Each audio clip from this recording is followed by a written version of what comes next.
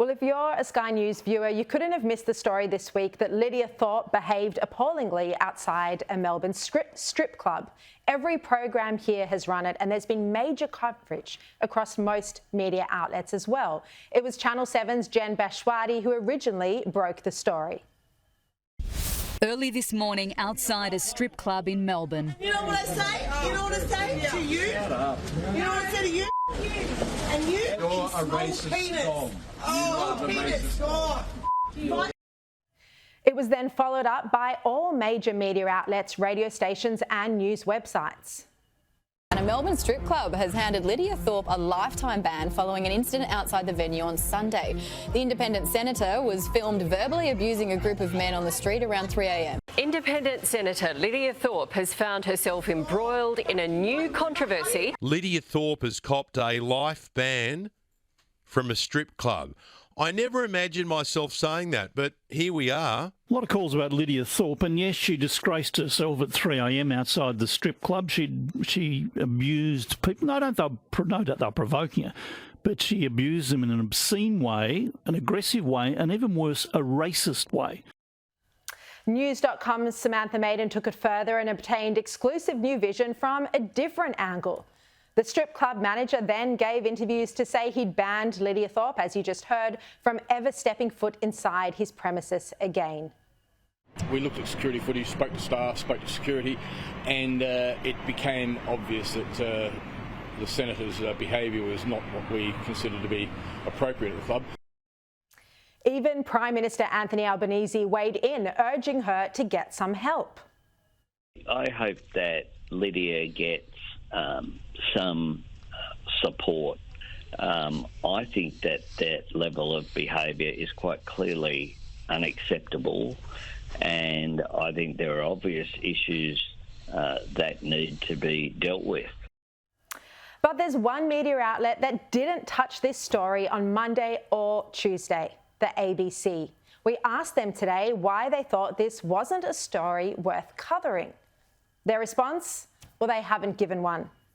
If this was a male Liberal politician outside a strip club shouting profanities about a woman's genitals at 3 a.m, you know this would be a prominent story on the public broadcaster. Not only that, but the male Liberal politician would be gone, would have had to resign in shame with an apology to his family. Joining me now to discuss this and more is Dan Tehan, the Shadow Immigration Minister. Dan, welcome to the program. Look, we're going to get onto immigration issues, but just to start off with, why do you think this story is being ignored by the ABC?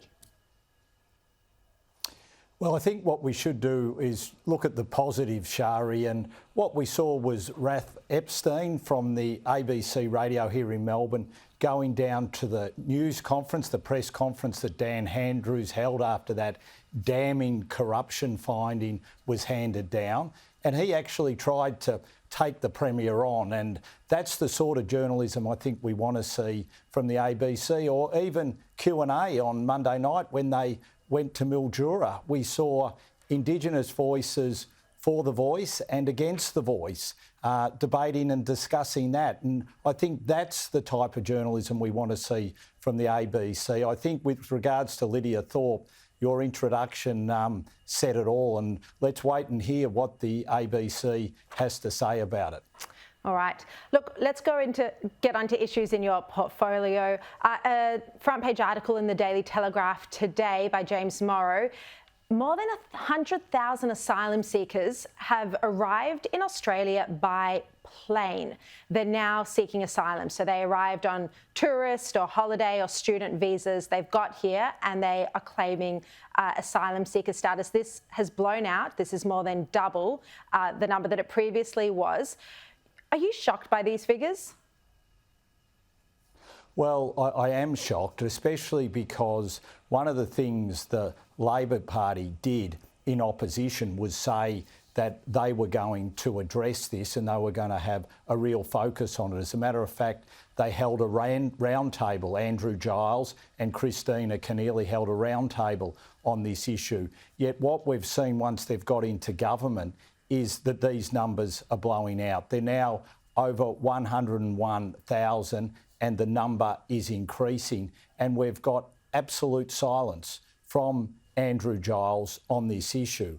And what we know is that about 80 to 90% of those people seeking asylum have no grounds to do so. So what we are asking the Labor Party is, what is your plan to fix it? You have no plan when it comes to Australia's immigration, but what's your plan to address this issue? Because you said before the election that you were going to do something about it. And the opposition now, the coalition, stands ready to work with you to help you put an end to this.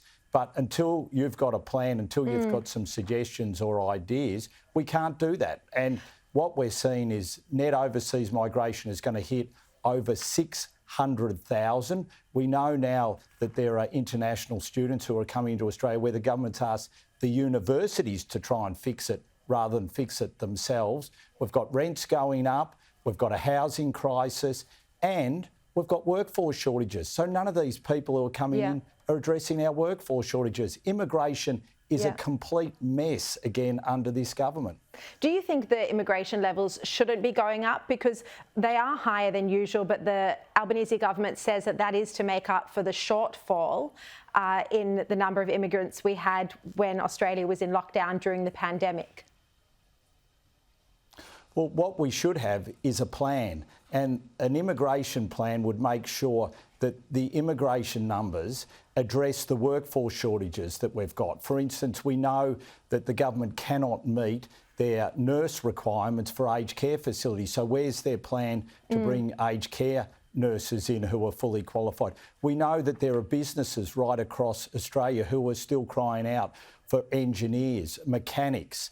But where's the plan to fill those workforce shortages? Instead, what we've got this approach is over 600,000 increase in net overseas migration in the next 2 years, and no one knows who these people are, what workforce shortages they're trying to fill, and all we're seeing from the government, I mean, this week we heard that Dan Andrews and... Well, Andrew Giles says that this is all a problem that was left in place by the coalition government, by the Morrison government.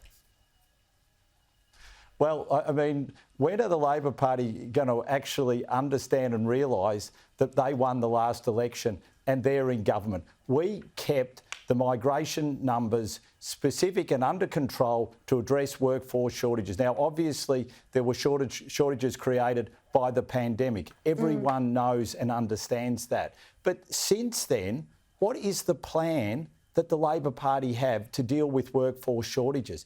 There is none. We don't know who the migrants are who are coming in, whether they're filling it. And one more important point, Shari. Yes. At the same time, the net overseas migration is going to increase by 600,000 in the next 2 years. They're cutting spending on infrastructure. Now, if you've driven in Melbourne or Sydney recently, you know that congestion is everywhere. Yet in Melbourne, Dan Andrews and Anthony Albanese have got together and said, OK, we're going to limit the prospects and on the major projects that are designed to improve infrastructure. So it's a complete catastrophe that they're overseeing. Yeah. All right. Dan Tehan, thank you very much for your time this evening.